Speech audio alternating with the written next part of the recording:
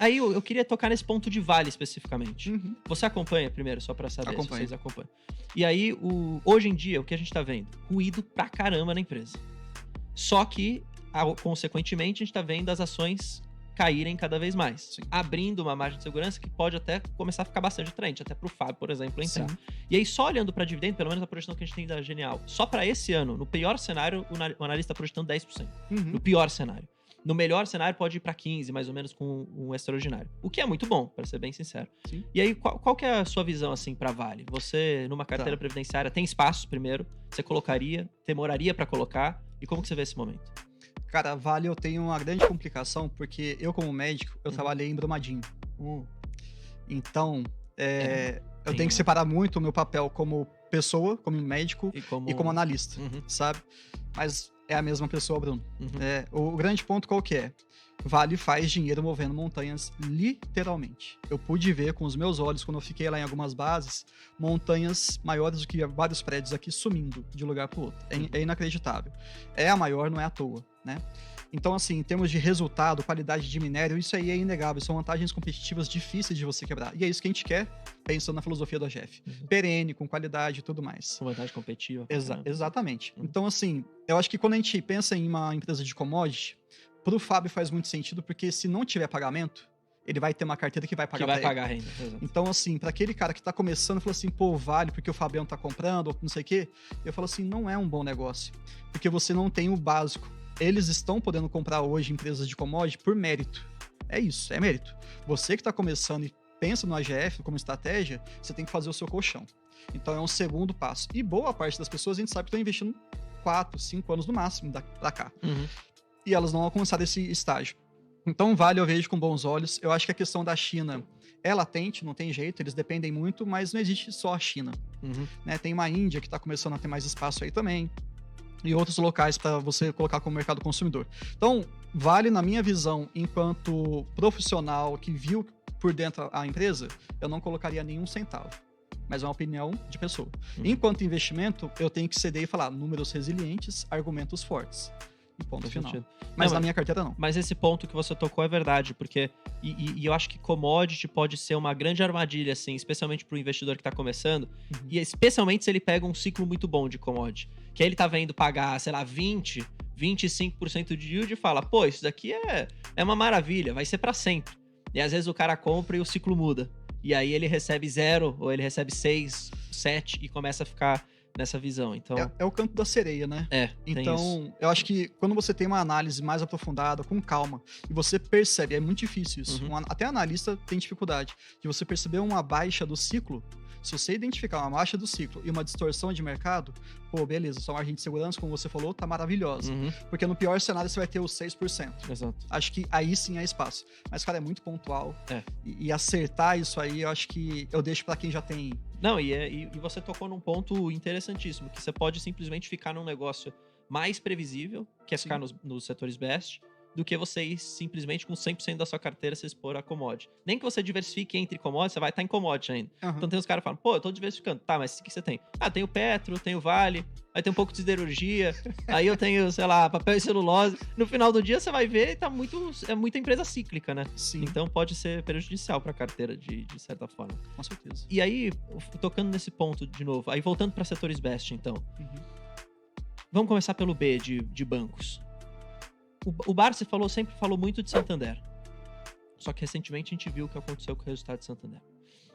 De novo, talvez seja um erro das pessoas simplesmente abandonarem a posição só porque um resultado de um trimestre ou outro foi ruim. Isso não significa que para sempre o banco deixou de ser rentável, deixou de ser tão atrativo.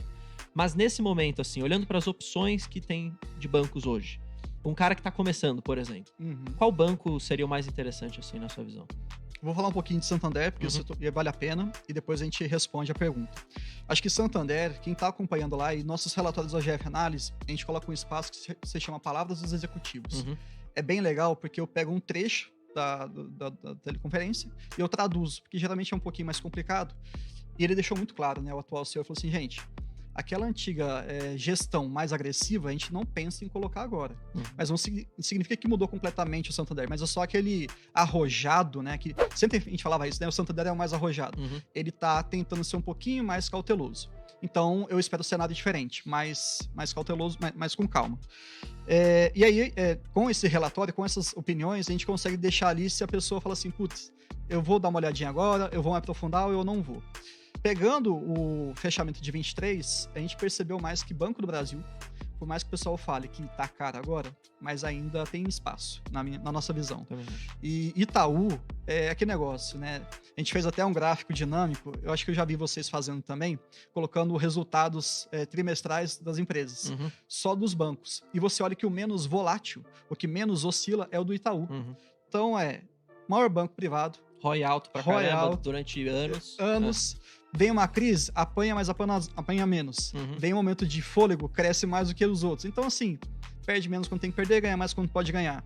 Só que a questão do preço pesa um pouco mais do que o Banco do Brasil. Então, hoje, a gente coloca ali em termos de qualidade. Eu sempre gosto de fazer essa análise mais invertida, que é olhar mais o aspecto subjetivo e depois os números. Porque se eu só olhar o ROI, por exemplo, eu e você, a gente vai ter uma capacidade de entender o que é. Sim. Mas aquele investidor que está começando, ele fala assim, e aí, o que é isso? O que isso me diz? E a gente precisa justificar. Por isso que eu faço desse jeito. Banco do Brasil, até pelo BBD que teve recentemente até, eu vejo que há sim mais espaço para os caras crescerem. Né, a gente não tem certeza, mas uma perspectiva de payout de 50%, se tudo bater de acordo com o DEV em 2024. E Itaú, acho que é uma questão só de perspectiva de preço, dando uma ajeitadinha, porque eu prefiro, até Charlie Munger que fala isso, que a gente prefere negócios maravilhosos a preços adequados. É o Munger, né? E aí ele faz a inversão da frase, exato. Isso. E eu acho que isso... O Munger? Agora o não Munger tenho ou certeza Buffett? absoluta. Um dos dois, né? Mas tem o vice e o verso da frase, ele faz os dois jeitos. Exato. E aí eu acho que nesse começo a gente precisa mais de uma qualidade. Então eu iria nesses dois para olhar, para estudar um pouquinho mais.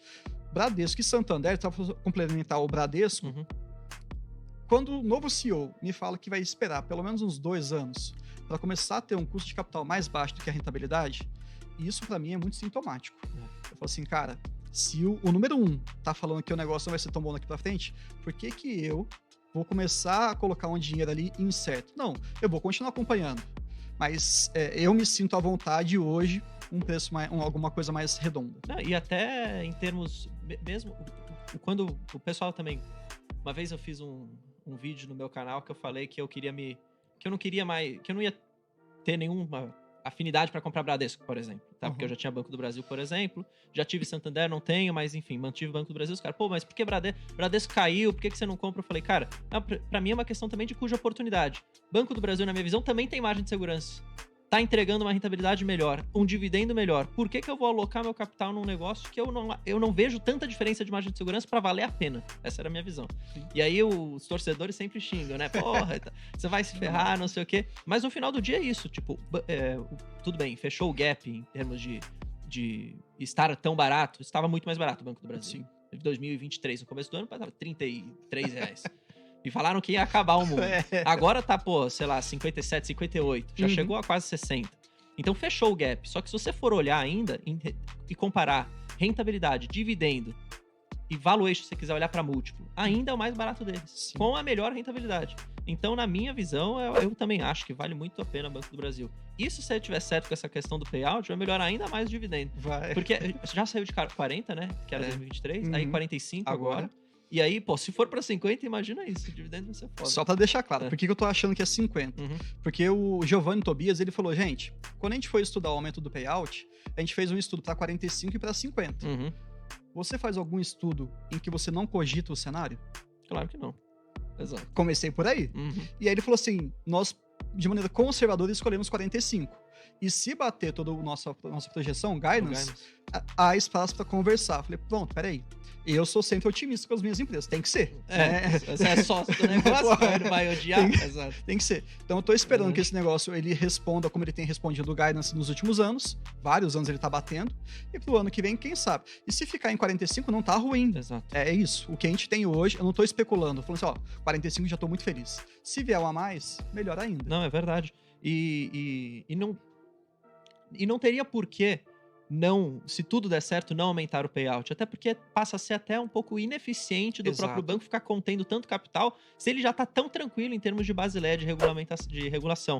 Então, acho que esse é o caso do BB hoje, como foi também o caso do Itaú, tanto que eles pagaram 60% de payout ano passado. Exato. E tá se cogitando continuar um payout alto. Agora, qual que é? Você não tem tanta certeza igual no Banco do Brasil. Exato. Tem aí mais uma incerteza por conta do Itaú, né? Também para se fazer projeção, para ver preço teto.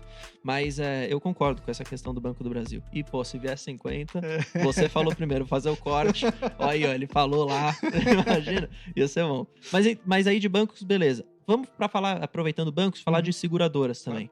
Porque, aí, minha opinião, o pessoal fala muito de Caixa e BB Seg. Deixa um pouco Porto de lado, porque é uma dinâmica um pouco diferente. Sim. Mas aí, entre Caixa e BB Seguridade, eu, pessoalmente, ainda acho que hoje tem muita mais margem de segurança em BB Seguridade do que Caixa. É a minha visão. Caixa subiu forte, revalorizou forte, e BB Seguridade ficou meio de lado, na minha visão. E aí, mesmo com uma expectativa de lucro, pelo menos aqui nas projeções nossas da Genial, de recorde de lucro em 2024. Sim. Então, nesse sentido, por exemplo, eu continuo comprando BB Seguridade. O pessoal fala que eu sou louco porque Caixa tem mais upside, não sei o quê, mas, porra, tá tão tranquilo o BB Seguridade na minha visão que pra mim faz sentido continuar tendo na carteira. Como que você vê? Cara, é mais ou menos nessa linha. E lá na GF, a gente sempre gosta de falar o seguinte... Tem caixa lá? Vocês cobrem caixa lá? Vocês falam? Eu fiz hoje. Você fez hoje? Porra, é o seguinte... A gente não olha para patrimônio como objetivo. Embora seja fundamental, ele é importante, mas ele acaba sendo uma consequência. Consequência de boas empresas. Exato. Então, assim, eu desconheço qualquer um que tenha usado a estratégia da GF durante 5, 6 anos que não tenha um bom patrimônio. Então, eu já estou contemplando isso. O nosso foco é renda. Então, tem que ter qualidade e tudo mais. BB Seguridade, eu acho que é a mais redonda, a com mais qualidade de todas, disparado. Seja pelo negócio, pela exposição a agro, pelo investimento em tecnologia, pela NPS dos seus clientes, enfim, os caras têm cross-selling, né, aquela venda cruzada de produtos dentro, eu acho que é maravilhoso. Então, você olha a Record, atrás de Record, e o Sperendio, Rafael Sperendio, não é isso? O CFO. O cara, ele é extremamente aberto a conversar e explicar. Quando você sente, eu pelo menos sinto isso, e como analista eu tenho um pouquinho mais de contato, essa conversa desses executivos, do time de RI, como é transparente, isso é um ponto positivo para mim.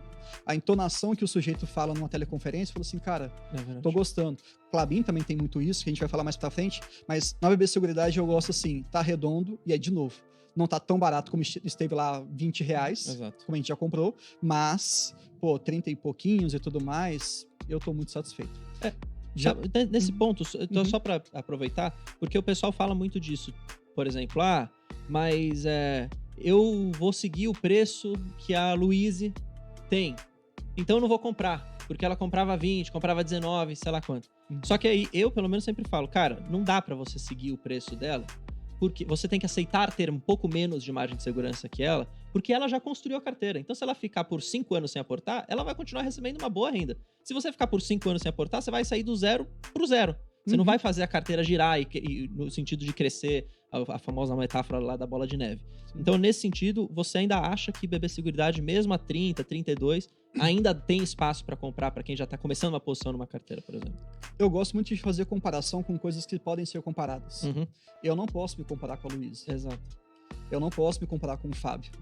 Então, mas por que não pode? Cara, a margem de segurança, o risco, a experiência que esses caras têm, quando eu jogava handball na faculdade, eu não ficava olhando o cara da primeira divisão, o profissional. Eu tenho que olhar com gente que eu jogava contra, pra ver se eu era melhor ou era pior. É isso. E aí no investimento a gente tem essa mania, e eu entendo também pela insegurança, de você falar assim, se o Fabião tá comprando Vale, vou comprar. Não. Olha, por que ele... Aí, beleza. Aí tá ótimo você olhar. Lá a gente tem racional, né? Exato, racional. Então, por que o Barsi comprou Cielo há alguns anos? Ele fala abertamente. Por que Jean comprou não sei o quê? E lá no AGF a gente tem a aba Radar, em que tem todo o racional. Esse crescimento, essa informação, ela vale ouro. Agora, fazer a mesma coisa, não. Então, eu concordo com você que, assim, nesses preços atuais, é o mesmo caso de Banco do Brasil. Estava mais barato. Hoje só está menos barato. E se tudo no investimento fosse resumido a preço, não é. Se fosse, ninguém comprava Coca-Cola. Todo mundo tomava Dolly. Não é porque alguma coisa tá barata que ela é boa. Não é? Então, assim, a gente tem que saber separar essas coisas. E porque a gente fala assim, a Coca tá muito cara. Não, vou comprar uma coisinha com qualidade, mas um pouquinho mais barata. E é isso também, investimento. Você olha aquilo lá, tá muito bom. Tá, mas tá caro. Então vai descendo devagarinho. Não vai no negócio que tá lá no fundo. Você pode até ir, não tem problema nenhum, mas a chance, o risco que você tá correndo, ele acaba sendo maior.